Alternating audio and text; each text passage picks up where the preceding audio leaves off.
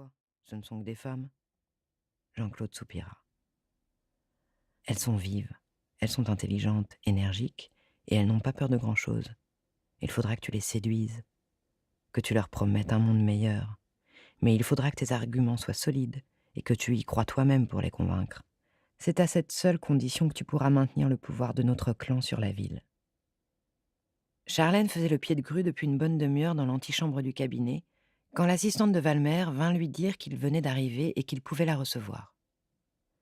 Ils s'étaient déjà croisés dans des soirées ou des manifestations publiques, mais ils ne s'étaient jamais vraiment parlé. Valmer toisa la belle jeune femme blonde, au menton volontaire et au regard clair, alors qu'elle, de son côté, trouvait qu'il avait vieilli, même s'il portait toujours beau. Son regard bleu, par contre, était comme dans son souvenir, droit et froid. Une bonne réputation, mais quand même pas un type commode.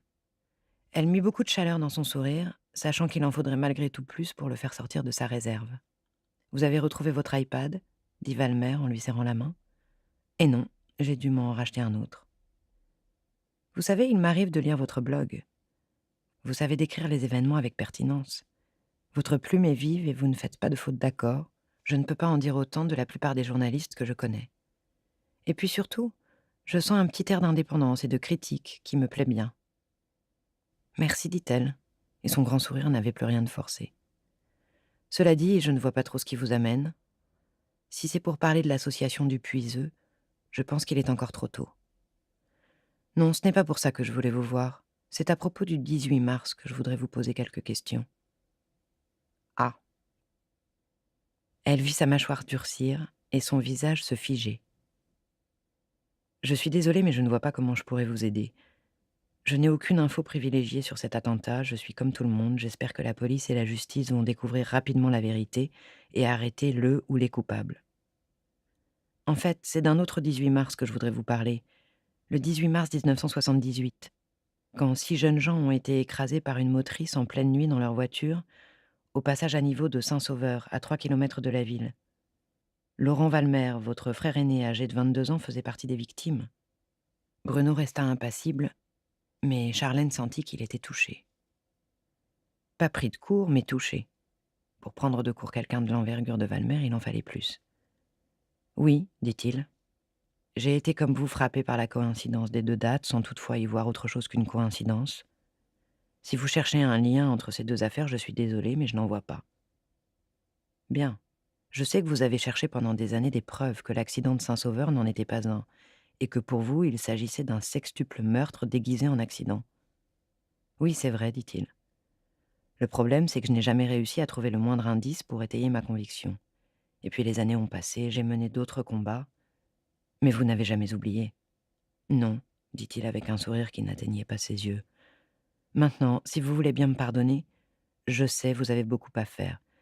J'avoue que je suis déçue, mais il fallait que je vous pose ces questions. Elle se leva. Écoutez, dit-il, je crois que vous êtes quelqu'un d'honnête et que vous ne cherchez pas le sensationnalisme à tout prix.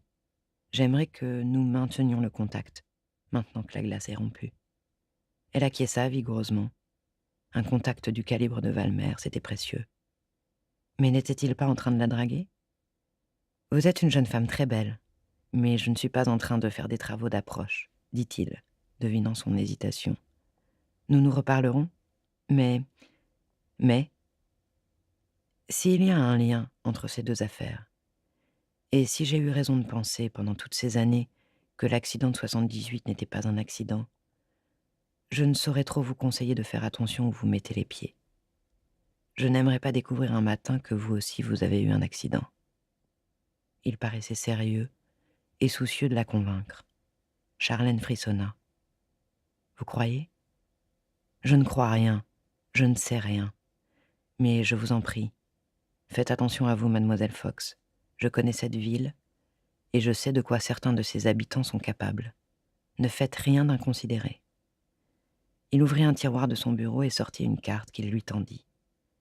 Il y a mes numéros personnels sur cette carte. Je vous serai reconnaissant de ne pas les divulguer. Si vous avez un doute ou une question, n'hésitez pas à m'appeler, avant d'entreprendre quoi que ce soit qui pourrait vous mettre en danger. Merci. Pas de quoi.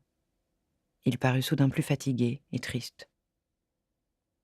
Ma collaboratrice préférée a été grièvement touchée le 18. Je ne voudrais pas que vous soyez blessé à votre tour, ou pire. » Le regard qu'ils échangèrent émut Charlène. Valmer n'avait plus seulement l'air d'être triste, mais d'éprouver une souffrance profonde et intime. « Merci, répéta-t-elle. Je vous appellerai si je trouve quelque chose. Non, appelez-moi avant, sinon il se pourrait bien que ce quelque chose vous trouve le premier et vous fasse taire.